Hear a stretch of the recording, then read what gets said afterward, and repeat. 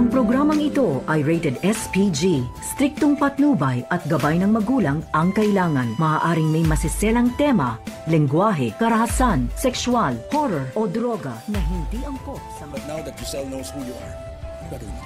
Wala. Dahil matagal ko na siyang pinatay sa isip ko. Narito na nga ang ating pakabangan ngayong Lunes sa abot kamay na pangarap. Kinausap nga agad ni Eric itong si Justin at dito na sinabi na ngayon nga ay alam na daw di umano ni Giselle ang tunay niyang pagkatao, ano daw ang gagawin dito ni Justin. At ang sagot naman dito sa kanyang ama ay sinabi niya dito na nakakalimutan na daw niya sa isipan itong kanyang ina dahil hindi daw niya ito mapapatawa dahil sa pang-iwan nga sa kanya noon at nagawa ngang ipinamigay ni Giselle tong kanyang anak.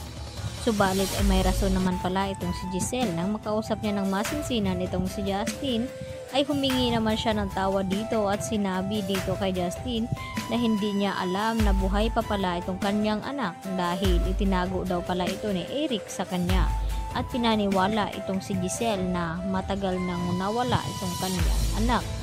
Kaya dito naman napaiyak itong si Justin na niyakap ang kanyang ina at sa hindi nagtagal ay pinapatawad na rin naman dito ni Justin itong ang si Giselle. Sa kabilang banda, gusto naman na mangyari ngayon ni Giselle na ito nga ang ihirangin bilang co-owner itong si Justin ng Apex Hospital pangsamantala na hindi pa bumabalik itong mga alaala ni RJ at hindi pa nakarecover at nagkamalay itong si Don Pepe. Kaya agad naman na pumayag itong si Justin sa gustong mangyari dito ni Giselle.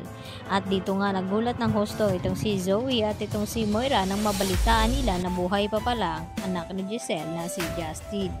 At ito naman ang makakalaban dito ni Justin itong si Zoe at itong ang si Moira. Samantala dahil tumitindi na rin naman itong sakit at naramdaman dito ni Lynette kaya ang gusto mangyari ni Carlos Benitez na magbakasyon daw muna sila ni Lynette at ang kanyang anak na si Annalyn nang sa ganoon ay gumaling ito at maibsan ang stress na naramdaman ngayon ni Lynette at trauma sa nangyari ng pangloloob sa kanilang bahay. At dito nagpasya itong si Annalyn na sama kanyang ina sa papuntang Japan at dito naman nag-enjoy itong dalawa at sumunod naman itong si Doc Lyndon Javier at itong si RJ kasama na dito itong si Zoe at itong si Moira.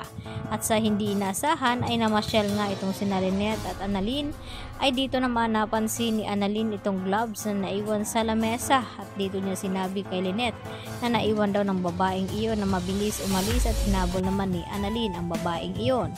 At sa hindi inasahan ay kinagulat naman ni Annalyn nang makita at kung sino ang babaeng nakaiwan ng gloves na iyon ay walang iba kundi itong si Moira.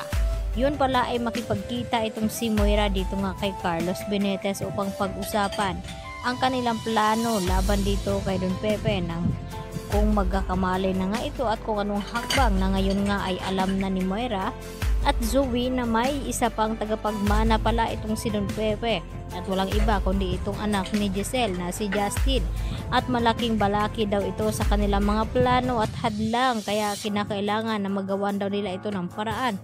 Kaya agad na tinawagan nga ni Moira itong si Carlos Benitez at magkita daw sila. At magugulat naman itong si Lynette at Annalyn na pati ba naman dito sa Japan ay magawa silang sundan dito ni Moira at ni Zoe.